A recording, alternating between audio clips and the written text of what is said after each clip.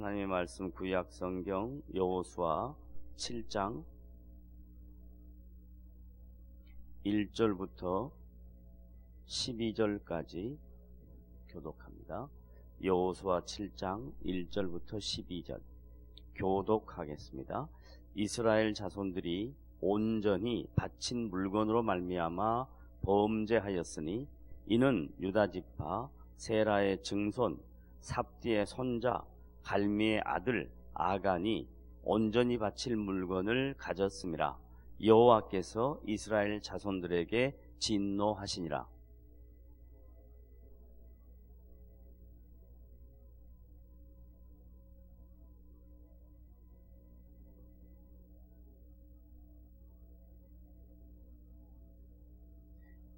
여호수아에게로 돌아와 그에게 이르되 백성을 다 올라가게 하지 말고 2-3천 명만 올라가서 아이를 치게 하소서.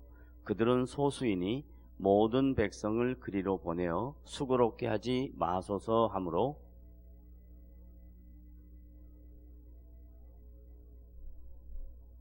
아이 사람이 그들을 36명쯤 쳐 죽이고 성문 앞에서부터 스바림까지 쫓아가 내려가는 비탈에서 쳤으므로 백성의 마음이 녹아 물같이 된지라.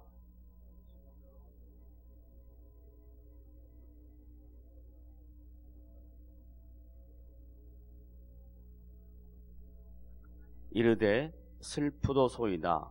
주 여호와여, 어찌하여 이 백성을 인도하여 요단을 건너게 하시고 우리를 아모리 사람의 손에 넘겨 멸망시키려 하셨나이까? 우리가 요단 저쪽을 만족하게 여겨 거주하였다면 좋을 뻔하였나이다.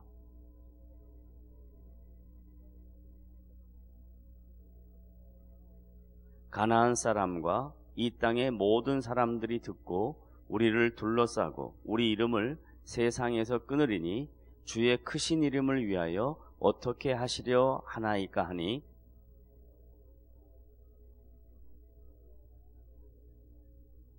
이스라엘이 범죄하여 내가 그들에게 명령한 나의 언약을 어겼으며 또한 그들이 온전히 바칠 물건을 가져가고 도적질하며 속이고 그것을 그들의 물건들 가운데 두었느니라.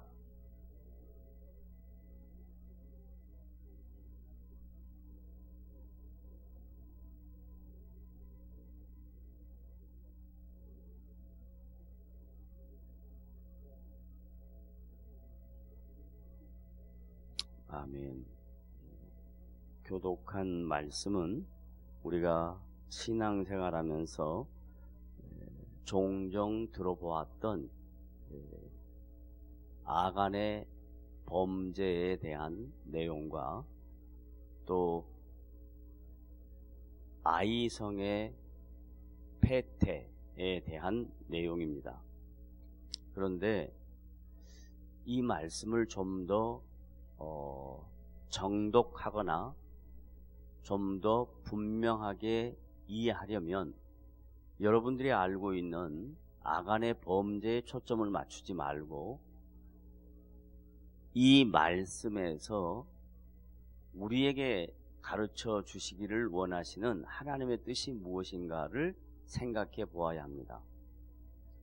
우리는 성경을 읽으면서 막연하게 아간의 범죄에 대한 얘기를 목회자들을 통해서 많이 들었기 때문에 아간의 범죄를 저지르지 말자, 그의 신앙생활을 본받지 말자, 이런 쪽으로 많이 이해하고 있는 말씀의 내용이 오늘 본문입니다. 그런데 1절 정확하게 읽어보면 이 아간의 범죄보다 더 중요한 범죄가 어떻게 나타나는가? 다시 한번 7장 1절을 읽어봅니다. 시작. 이스라엘 자손들이, 자, 주어가 누구죠? 이스라엘 자손들이에요. 이스라엘 자손들. 그러면 여기에 말하는 이스라엘 자손들은 누구냐?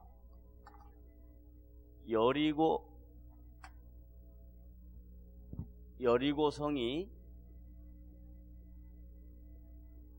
하나님의 능력으로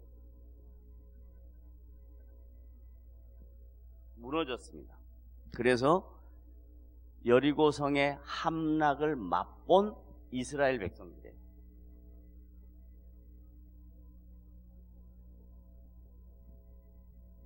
이스라엘 백성 전체가 하나님의 능력을 체험을 했어요. 그리고 바로 그 다음에 나오는 사건입니다. 그러니까 아간의 범죄가 중요한 게 아니라 이스라엘 백성들이, 이스라엘 자손들이 모두 다 하나님의 능력에 대하여, 방금 전에 있었던 하나님의 능력에 대하여 불신하기 시작한다라는 게 숨어 있는 겁니다. 그런데 그 불신의 내용 중에 특별히 아간이라는 사람이 선두주자가 되는 거예요. 그런데 이 아간이 누구냐? 유다 지파예요. 유다 지파. 유다 지파에 어디서부터 나오냐면 증손부터 나오잖아. 증손. 자, 증손 다음에 뭐예요? 손자. 그 다음 뭐죠? 아들. 그 다음 본인. 그러니까 몇 대예요? 4대잖아요. 그러니까 성경이 지금 4대를 거론하는 것은 굉장히 명망 있는 집안이고, 그리고 이스라엘 백성들 중에 그래도 유다 지파에 의미 있는 가정인데 거기에 아간이라는 사람이 범죄를 한다라는 겁니다. 그러면 그 범죄는 아간의 범죄가 아니라 이스라엘 자손들의 범죄인데 그 범죄를 아간이라는 사람을 통해서 구체적으로 드러난 것 뿐이에요. 근데 우리는 성경을 읽을 때 또 이런 말씀을 들을 때 아간의 범죄에다 초점을 맞췄기 때문에 성도들 심령 속에 어떤 마음이 드냐면, 목회자들은 너희들 중에 아간이 있지? 이런 얘기가 되는 거예요. 그러면 신앙생활하는 성도들 중에 아간과 같은 범죄를 자신의 신앙생활하는 동안에 연약함이 있었단 말이에요. 예를 들면 말라기 선지자의 예로 들면 너희들이 하나님의 것을 도적질했지? 이렇게 하면 11조 떼먹은 거 금방 생각나거든요. 그리고 신앙생활하면서 주님 앞에 물질로 정상적인 신앙생활하지 못하는 거 금방 생각나거든요. 그러면 아간의 범죄가 나의 범죄하고 똑같이 딱 연결되는 거예요. 그게 아니고 지금 이 본문에서 가장 중요하게 이야기하는 건 이스라엘 자손들이 온전히 바친 물건으로 말미암아 범죄하였으니, 누가 범죄했다고요? 이스라엘 자손들이 범죄했단 말이에요. 근데 그 중에 이는 유다 지파 세라의 증손 삽제의 손자 갈미의 아들 아간이 온전히 바친 물건을 가졌습니다. 그러니까 요즘 표현으로 말하면 꼽을 쳐놓은 거예요. 하나님께서 모든 거 다 주님께 바치라고 했는데, 온전히 다 바치라고 했는데 자기 생각에 이건 안 바쳐도 될 것 같다 하고 꼽을 쳐놓은 거예요. 그래서 여호와께서 뭐라 그래요? 이스라엘 자손들에게 진노하시니라. 누구에게 진노했어요? 만약에 아간의 범죄가 초점이면 누구한테 진노해야 돼요? 아간의 자손, 아간의 집에게 진노해야 돼요. 누구에게 진노했어요? 이스라엘 백성에게 진노하셨잖아요. 그러니까 성경을 어떻게 보느냐에 따라서 완전히 내용이 달라져요. 지금 여기서 초점은 아간이라는 사람에게 초점이 있는 게 아니라 이스라엘 자손들이 하나님의 능력을 방금 전에 봤는데도 불구하고 그 능력을 또 못 믿고 하나님 앞에 범죄하는 거예요. 물건이 있어야 살 수 있다라고 생각하는 거예요. 그 중에 아간이라는 사람이 이제 구체적으로 행동으로 옮긴 것에 불과합니다. 그 다음 2절부터 보면 또 재미나는 내용이 나타납니다. 2절 다 같이 읽어봅시다. 시작. 여호수아가, 이제는 앞에는 이스라엘 자손이 주어였는데 이번 2절의 주어는 누구예요? 여호수아가 주어예요. 여호수아가 여리고에서 사람을 베델 동쪽 벳아웬 곁에 있는 아이로 보내며, 자, 여리고 성에 들어갈 때도 정탐꾼이 갔어요, 안 갔어요? 갔죠? 정탐꾼 갔어요. 아이 성에도 지금 정탐꾼이 가요, 안 가요? 가요. 똑같이 정탐꾼은 보냈어요. 그런데 다른 건 뭐냐면 여리고 성을 무너뜨리는 방법은 싸움으로 하려고 하지 않았어요. 그런데 지금 이 아이 성은 뭐 하려고 하냐면 거의 폐허가 된 성이기 때문에 히브리 말을 우리말로 번역을 하면 폐허가 된 아이처럼 힘이 없는 그런 성이기 때문에 여호수아가 어떤 생각이 드냐면 이건 우리 힘으로 하자라고 생각하는 거예요. 지금 성경의 포인트는 거기에요. 자, 이스라엘 자손이 하나님의 능력을 의지하지 못하고 물건을 훔치고 그 중에 아간이 대표자로 행동대원으로 숨기고 그 다음에 이제는 이스라엘 백성의 영적 지도자인 여호수아가 아이성을 바라보고 전쟁할 속셈을 갖는 거예요. 에? 자, 그래서 보세요. 여호수아가 여리고에서 사람을 베델 동쪽 베다니온 곁에 있는 아이로 보내며 그들에게 말하여 이르되 올라가서 그 땅을 정탐하라 하며 그 사람들이 올라가서 아이를 정탐하고 3절 시작.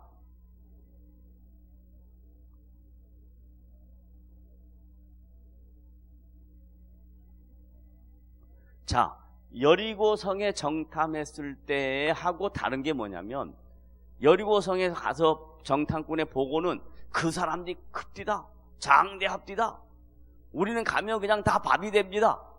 여호수아와 갈렙만 아니다, 여호와께서 우리에게 붙이셨다, 그렇게 이야기했단 말이에요. 근데 여기는 지금 뭐라고 이야기하냐면 여호수아가 그 정탐꾼들에게 야, 가서 그들의 전략을 한번 확인하고 와라. 그러니까 뭔 말이냐면 여호수아 마음속에 내가 이제 영적 지도자로 내 힘으로 싸울 수 있다라고 전제한 거예요. 그러니까 돌아와서 뭐라고 이야기냐면 가서 보니까요, 그 폐허와 같은 성이고 아이와 같은 성이어서 2-3천 명만 올라가면 끝납니다. 그렇게 보고를 해요. 그래서 보세요. 그들은 소수이니 모든 백성을 그리로 보내어 수고롭게 하지 마소서 하므로 4절 시작. 백성 중 3,000명쯤 그리로 올라갔다 아이 사람 앞에서 도망하니. 그러니까 여호수아가 군대 장관이니까 군대 장관이 가라고 명령해야 가지. 3,000명이 자기들끼리 야 뭉쳐라 가자 이렇게 되나요? 여호수아는 지금 벌써 하나님의 하나님 되심을 잠깐 잊는 거예요. 다른 말로 말하면 영적 지도자도 이렇게 하나님의 말씀에 대하여 불충할 수 있는 가능성이 항상 있다는 거예요. 그러니까 영적 지도자라고 해서 완벽하지 않다라는 이야기예요. 실수할 수 있다라는 얘기입니다. 사람은요, 실수를 하냐 못하냐가 중요한 게 아니고 실수하고 난 다음에 어떻게 대처하느냐가 더 중요해요. 근데 말씀 보면 여호수아는 2번 실패해요. 자기가 하겠다라고 첫 번째 실수하고 그 다음에 여호수아가 이제 하나님 앞에 기도를 하는데 얼마나 이 말도 안 되는 기도를 하는지 한번 성경을 봐봐요. 너무너무 재밌어요. 자, 5절 시작. 아이 사람이 그들이 누구예요? 3,000명 올라간 사람들 중에 36명쯤 쳐 죽이고 성문 앞에서부터 스바림까지 쫓아가 내려가는 비탈에서 쳤으므로 백성의 마음이 녹아 물같이 된지라. 보세요. 여리고성이 무너질 때는 다 함성 지르고 야, 하나님이 행하셔서 우리가 이겼다 그랬단 말이에요. 그런데 아이성은 3,000명이 올라가서 36명이 죽고 산비탈길에 내려오면서 또 도륙을 당하고 그리고 그것을 보는 이스라엘 백성들의 3,000명의 마음이 뭐같이 녹아졌더라? 물같이 녹아졌다. 전쟁에서 가장 중요한 건 뭐냐면 사기예요. 사기. 군인들이 전쟁을 할 때 가장 중요한 건 사기예요. 오늘 이 설교하려고 본 건 아닌데 너무 더워가지고 회의를 해도 회의가 안 될 것 같고 일을 해도 일이 안 될 것 같고 교육자들야 다 우리 인천 상륙작전 보러 가자. 그래가지고 인천 상륙작전 보러 갔어요. 메가더 장군이요, 많은 다른 타 장군들한테 공격을 당합니다. 트루먼 대통령한테 별별 오해를 받습니다. 그런데 메가더 장군은 물러서지 않습니다. 뿐만 아니라 메가다 장군과 함께하는 군인들에게 뭘 부추기냐면 나는 간다. 그게 리더예요. 나는 간다. 너희들 걱정하지 마라. 상황은 5,000분의 1입니다. 확률은. 인천 상륙 작전을 미국 행정부에서 조사를 다 해보니까 우리가 인천 상륙 작전 하면 이길 수 있는 확률은 5,000분의 1이다. 이렇게 통계가 나왔어요. 그런데도 불구하고 너 간다. 그를 따르는 수많은 군인들이 따라갑니다. 거기 또 하나 나와요. 16살 된 학도병이 머리 빡 깎고 전쟁터에 혼자 살아남았어요. 메가다가 만났어요. 너 왜 여기 있느냐? 상관이 명령을 하지 않아서 이 자리를 떠나지 않고 있습니다. 그 군인의 말을 사기로 받는 거예요. 여러분, 지금 여호수아가 자기 백성들이 3,000명 뽑아진 군인들 잘 나갔을 거예요. 그런데 그들이 가서 소수가 죽고 그리고 그들의 마음이 물같이 녹았어요. 하나님 안 보이는 거예요. 아이성에 있는 표와 같은 그 성에 있는 적군들만 보이는 거예요. 그러니까 물같이 녹았죠. 이게 신앙생활하는 성도들의 영적 상태예요. 하나님의 능력, 하나님의 일하심, 우리의 인생 속에 하나님의 다스리심 분명히 있어서 우리는 알아요. 하나님이 날 사랑한다는 거 알고 하나님 나와 동행하신다는 거 알아요. 근데 삶의 현장에 아이성과 같은 사건들이 계속 일어나요. 그럴 때 우리는 늘 실패해요. 근데 실패하고 여호수아가 어떻게 하냐? 보세요. 처음에 반응은 좋은 반응이었어요. 6절 시작. 여호수아가 옷을 찢고 이스라엘 장로들과 함께 여호와의 궤 앞에서 땅에 엎드려 머리에 티끌을 뒤집어 쓰고 점을 도록있다. 이건 뭐냐면 회개하는 모습이에요. 여호와의 궤, 하나님의 말씀 앞에예요. 하나님의 말씀 앞에 서는 거예요. 성도는, 영적 지도자는 누구든지 간에 하나님과의 관계를 회복하기 위해서는 다른 거 없어요. 하나님의 말씀이 기준이에요. 그 말씀 앞에 서서 자기의 허물과 연약함, 잘못, 뉘우치고 죄를 쓰고 티끌을 뒤집어 쓰고 합니다. 그러면 그 다음 말이 뭐냐면 이렇게 나와야 돼요. 하나님 잘못했어요. 제가 교만했어요. 용서하세요. 그래야 되는데요. 행동은, 폼은 딱 잡고 내용은 다른 말이에요. 7절 시작. 이르되 슬프도소이다. 그러니까 이런 말이에요. 여호수아가 하나님 앞에 하는 거예요. 하나님, 지금 내가 굉장히 슬프거든요. 슬픈 이유를 설명해 줄게요. 그 다음 어찌하여 이 백성을 인도하여 요단을 건너게 하시고. 이건 누구의 기도하고 비슷해요? 모세의 기도하고 똑같아요. 모세. 하나님 뭐하러 우리를 애굽에서 구해서 홍해를 건너가게 하셨어요? 모세하고 똑같아. 모세, 여호수아 다 똑같아. 그러니까 여러분들이 영적 지도자라고 해서 우리 목사님은 하나님의 그 장중에 있으니까 기도하면 웃기지 마요. 이런 말 하려고 하니까 막 침이 막 돈에 돌아 막. 그게 아니고요. 저도 하나님 앞에 이렇게 한다니까요. 뭐 합니까 지금? 나 어떻게 하란 말이에요? 이렇게 한다니까요. 착각하지 마세요. 우리는 다 그렇게 연약하고 허물이 많아요. 부족해요. 그런데 하나님은 연약하고 부족하고 허물이 많아도 여호수아를 버리지 않습니다. 그게 핵심이에요. 자, 그 다음 뭐라 그러죠? 주 여호와 어찌하여 이 백성을 인도하여 요단을 건너게 하시고, 그 다음 우리를 아모리 사람의 손에 넘겨 멸망시키려 하셨나이까. 이거 보세요. 이 여리고 성 안에 있는 족속들 중에, 가나안 7 족속 중에 아모리 족속이 있어요. 그 아모리 족속들이 아이성에 더 많이 살았지만 7 족속들을 하나님이 다 물리치신다고 약속했잖아요. 중요한 건 뭐냐면 하나님이 하신 말씀을 신뢰하지 못한 거예요. 당장 아모리 백성들이 36명 죽이고 막 내려오니까 무서워가지고 하나님 우리를 죽이려 합니까? 이렇게 하는 거예요.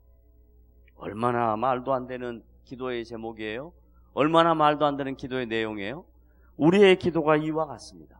그 다음 시작. 우리가 요단 저쪽을 만족하게 여겨 거주하였더라면 좋을 뻔하였나이다. 그러니까 가나안 땅 안 들어왔으면 더 좋을 뻔했다 그러잖아요. 하나님이 가나안 땅 준다고 했는데. 그 다음 8절 시작. 주여 이스라엘이 그의 원수들 앞에서 돌아섰으니 내가 무슨 말을 하오리까. 마음이 녹아가지고요 전쟁할 마음이 하나도 없다 이거예요. 싸울 마음이 하나도 없다 이거예요. 이제 다 도망가려고 그래요. 내가 어떻게 할 거야 저들을. 9절 가나안 사람과 이 땅의 모든 사람들이 듣고 요 이야기를 들은 거예요. 사기가 다 떨어졌다. 이스라엘 백성들이 지금 자중질환이 일어났다. 우리를 둘러싸고 우리 이름을 세상에서 끄드리니, 이 말이 뭔 말이냐면 다 우리가 죽게 되었으니 주의 크신 이름을 위하여 어떻게 하시려나이까 하니. 야, 여호수아 공갈 뻥 끝내주잖아요.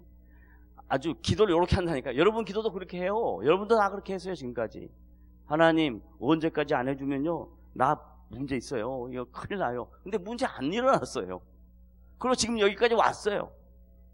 그래도 하나님이 듣고도 모른 채 하셔요.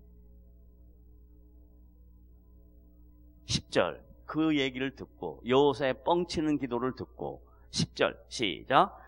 여호와께서 여호수아에게 이르시되 일어나라 어찌하여 이렇게 엎드렸느냐. 이 말은 뭔 말이냐면 야 왜 기도하고 있냐 이 말이에요.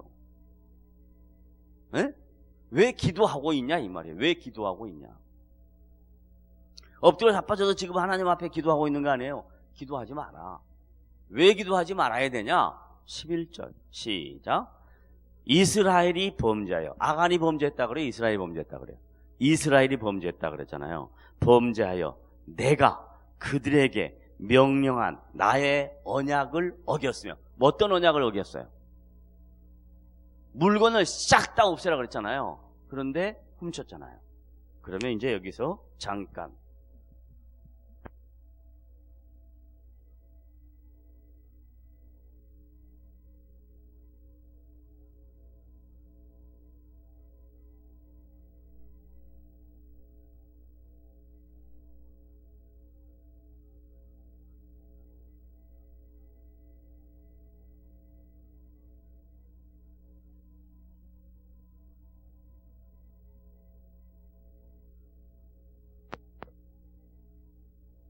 초대교회 때도 이와 비슷한 일이 있어요. 사도행전 2장, 4장에 가면 사도들의 능력이 나타나서 초대교회 성도들이 서로 물건을 통용하고 서로 있는 것을 나누어 쓰고 그래요. 재산을 다 팔아요. 그래서 가난한 이웃들에게 줘요. 4장에 와서도 똑같이 그런 현상이 나타나요. 그래서 4장에서 누가 나오냐면 바나바가 나와요. 바나바. 그래서 바나바가 자기 거 있는 거 팔아서, 레위 족속인데 팔아서 가난한 사람들 줘요. 그런데 5장에 가면 아나니아와 삽비라라는 두 부부가 딱 나타나요. 바로 앞에는 바나바라는 사람이 나타나고 바로 5장 이어서 아나니아와 삽비라 사건이 나타나요. 그들도 똑같이 물건을 팔았어요. 자기의 소유를 팔았어요. 그런데 소유를 팔아서 다 사도들 앞에 바로 앞에 갖다 내야 되는데 안 그래요. 아나니아가 먼저 꼽을 쳐요. 그리고 일부만 갖다 줘요. 베드로 사도가 물어요. 아나니아야, 이게 너가 판 것의 전부이냐? 라고 물어요. 아나니아가 또 뻥을 쳐요. 네, 그렇습니다. 아나니아야, 너가 왜 사단의 꼬임을 받아서 성령의 일하심을 회방하느냐? 그 말이 떨어지자마자 아나니아가 바로 죽어요. 3시간 후에 삽비라가 들어와요. 베드로가 만났어요. 동일하게 또 삽비라에게 물어요. 삽비라야, 어떻게 됐냐? 똑같이 다 바쳤나이다. 너가 왜 하나님이 하시는 일을 회방하느냐? 왜 사단의 짓을 하느냐? 하고 너도 곧 죽을 것이다. 바로 죽어요. 그러면 신약 성경에는 누구와 누구? 아나니아와 삽비라. 한 가정이잖아. 한 가정. 그죠?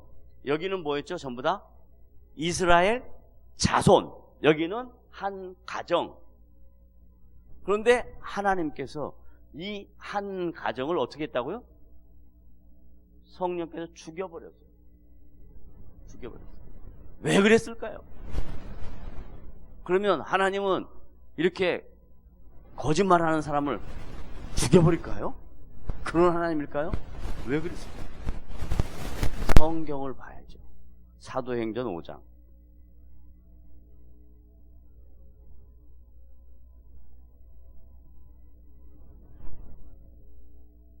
성령 해방죄예요? 사도행전 5장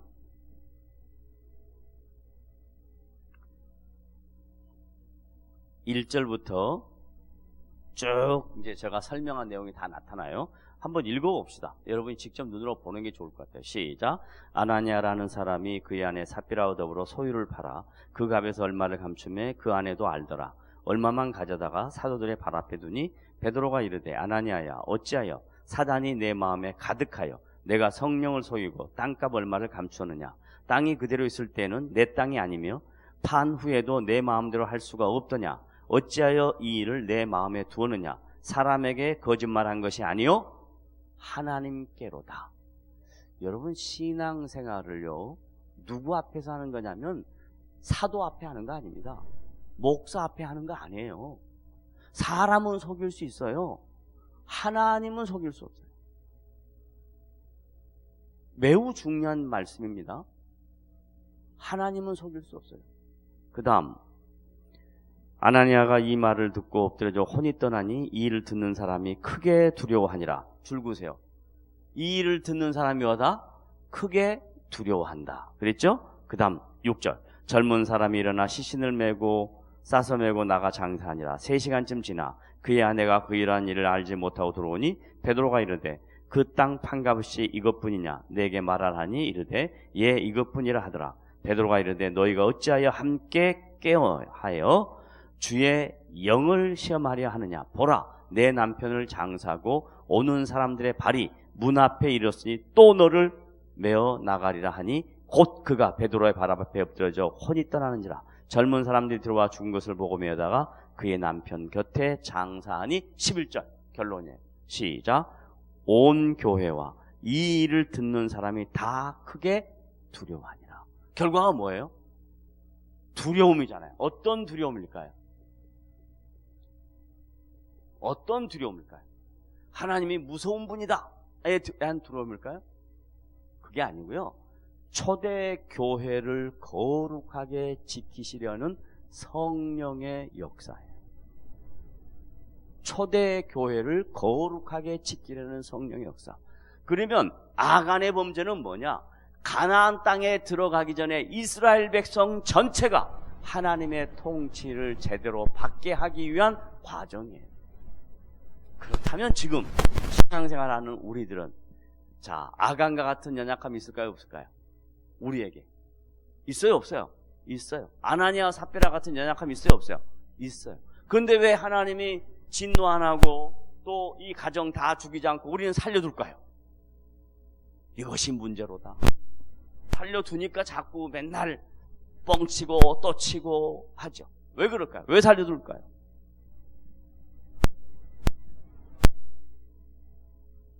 왜 하나님이 진노도 안 하고 죽이지도 않고 살려두고 기회를 주실까? 우리에게 요구되는 신앙생활, 주님을 닮아갈 수 있도록 시간이라는 과정을 우리에게 부여하시는 거예요. 여러분의 신앙의 행태가, 여러분의 신앙의 수준이 시간이라는 과정을 통해서 성숙하는 거예요. 그런데 이렇게 많은 시간을 하나님이 우리에게 허락하셨는데도 불구하고 성숙하지 않고 맨날 그 자리만 왔다 갔다 하면 하늘에서 상급이 없어요. 하나님은 우리에게 기회를 주신 이유는 하늘에서 더 큰 상급을 받을 수 있도록 시간의 여유를 주시는 거예요. 그게 감사한 거예요. 그게 은혜인 거예요. 그래서 그 은혜 가운데 살 수 있다는 것 때문에 오늘도 주님 앞에 나와 주님 연약합니다. 부족합니다. 그러나 저에게 기회를 주시니 은혜 안에 살 수 있도록 도와주십시오. 이렇게 하나님의 은혜 아래 가는 성도가 돼야지, 내가 뭐 할 수 있습니다, 하나님 뭐만 줘보세요, 하나님 내가 이렇게 열심히 할 수 있습니다, 안 주니까 못하죠, 그런 얘기는 하지 마시고, 하나님 오늘도 나에게 주신 거 감사하니 넉넉합니다, 하나님 있는 거 가지고 주의 은혜 가운데 잘 살 수 있도록 도와주십시오. 이렇게 주님 앞에 나오는 자들을 기다리시기 위하여 우리에게 시간이라는 과정을 허락하고 계신다라는 겁니다. 자, 그럼 이제 다시 돌아와서 마지막 여호수아 7장 마지막 부분 정리하고 오늘 말씀을 마칩니다. 7장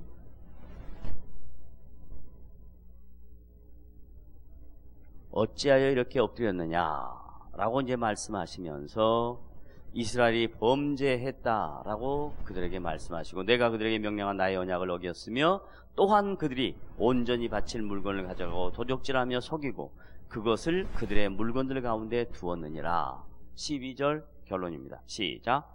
그러므로 이스라엘 자손들이 그들의 원수 앞에 능히 맞서지 못하고 그 앞에서 돌아섰으니, 그러니까 왜 이스라엘 자손이 그들에게 대항하지 못하고 무서워갖고 돌아섰죠?